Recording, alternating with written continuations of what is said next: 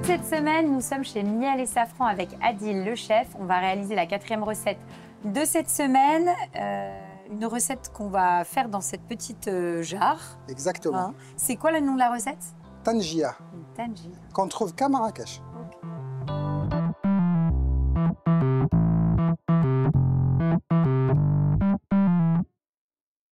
Alors, donc pour réaliser notre recette, donc on a besoin de ce petit contenant qu'on trouve qu'à Marrakech. Donc, faut faire aussi, un petit voyage. Ou à Miel et Safran. Ou à Miel et Safran. Et donc, en fait, c'est ce contenant qui va faire finalement toute la qualité de la recette. Ça va cuire à l'intérieur. C'est comme la cocotte de... D'accord, ok. C'est le même principe. C'est le même principe, c'est le même principe. Ça marche. Donc, on va partir directement avec une souris d'agneau. Donc ça, c'est une souris d'agneau. Enfin, il y a des choses dessus quand même. En fait, on a pris une souris d'agneau qu'on a marinée un petit peu avec du sel, du poivre et du curcuma. D'accord, ok. On l'a mis là-dedans.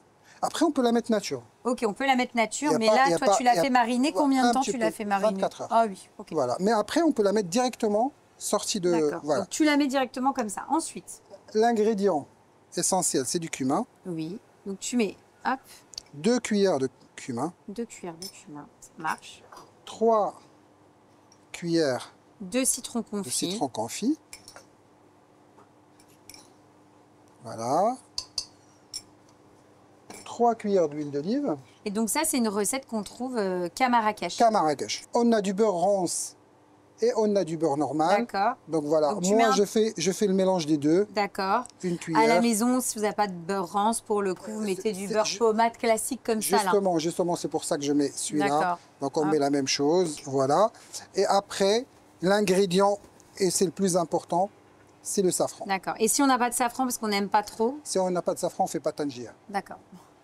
Voilà. C'est radical, au moins c'est dit. Voilà, si on n'a pas de safran... C'est soit on aime le safran, soit on fait une autre. Exactement. Donc on ne peut pas l'appeler tangia s'il n'y a pas de safran. Ah oui, là, vraiment, oui, voilà, c'est l'ingrédient. Ouais.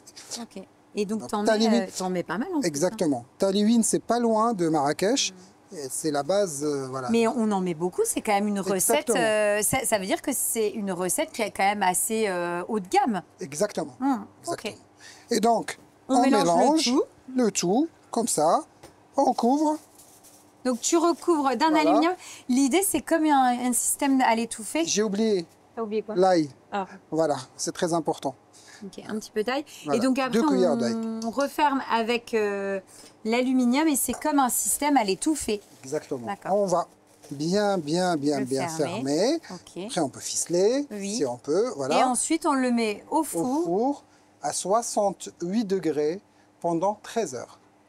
Ah oui, c'est une cuisson très longue. Voilà. C'est un peu comme l'agneau de 7 heures, quoi. Sauf que là, c'est... Là, on a encore baissé en fait, la température pour qu'on garde la mâche.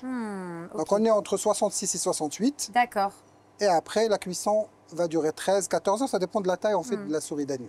Donc ça, tu le mets au four. Tu en as préparé un d'avance et on va récupérer celui-là. Voilà, très bien. Donc, voilà ce que ça donne après 13 heures de cuisson. Au niveau de la viande, est-ce qu'on peut le faire avec d'autres viandes que celle-ci? Bien sûr, on peut le faire avec du veau et du bœuf. Le jarret de bœuf. Et c'est le même principe, les mêmes temps de cuisson. Le même principe, même temps de cuisson. Ok. Et donc après, on le retourne comme ça et on récupère la sauce. Et tu l'accompagnes avec quoi comme garniture? Donc, normalement, au Maroc, on l'accompagne qu'avec du pain. D'accord. On a assez de sauce, la viande va dégager de la sauce, bien sûr. Et en fait, on prend notre pain et on sauce. Et on sauce et on mange la viande, voilà. Et au Maroc, à Miel et Safran, on l'accompagne avec de la semoule, des légumes et du pain. Ok. Voilà. Et nous, donc, on va goûter. Voilà. Et bon, on y va. Allez. Donc, ce qui est bien, c'est qu'on est sur une cuisson qui est longue et donc on est vraiment sur une viande qui est toute tendre. Oui, mais le plus important pour moi, qu'il garde quand même la mâche. C'est pour cela qu'on fait à basse température. T'as remarqué, on n'a pas de sel. C'est à tomber par terre. En fait, c'est trop bon. En plus, c'est vrai que c'est fou parce qu'on sent bien toutes les épices. Tu as la petite touche en fin, tu sais, de citron confit qu'on sent. C'est vraiment divin. Bon, la viande est excellente, mais on a beau dire n'importe quoi. Dans toutes tes recettes, enfin, franchement, les épices, ça donne vraiment... c'est ce qui donne toute la... Je dirais de la dimension de ta recette, quoi. C'est vraiment top. Merci. Vraiment super, Adil. Merci. On va terminer avec une petite note sucrée, un dessert. Un petit triangle de dattes aux amandes. Voilà.